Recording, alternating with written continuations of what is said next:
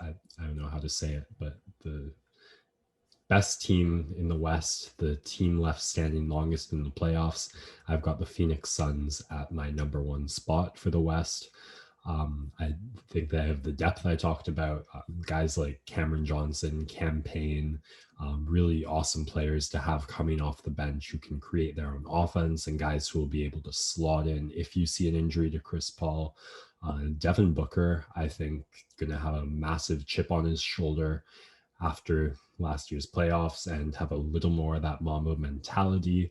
And DeAndre Ayton, I think, really started to come into his own that playoffs as well. And I think this regular season will be an excellent opportunity for him to continue polishing all the excellent traditional big man work he did. And that kind of leaves Chris Paul as an afterthought, which is a pretty good place for him to be in and provide that extra boost. So I felt pretty confident going with the Suns as number one. Yeah, I also have the Phoenix Suns number one. 538 gives them a 95% chance to make the playoffs and an 18% chance to make the NBA Finals, which is the third highest total, tied for the third highest total out of any teams in the league. So they definitely are high on the Phoenix Suns there. Like you said, they way ahead of schedule and where they thought they'd be last year with the success that they had.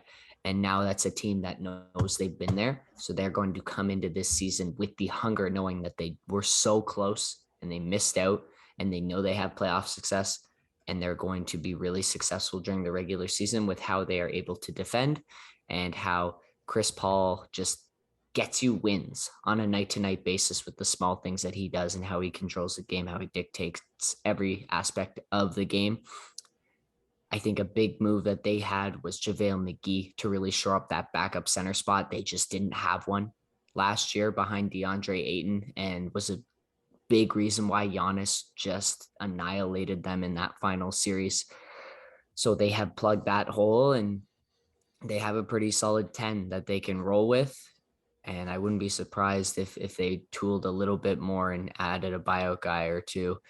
Guys want to play with this team, and just another year of them playing together with solid continuity. And I love Monty Williams as a head coach, and I think they're going to be very successful and number one on the top there.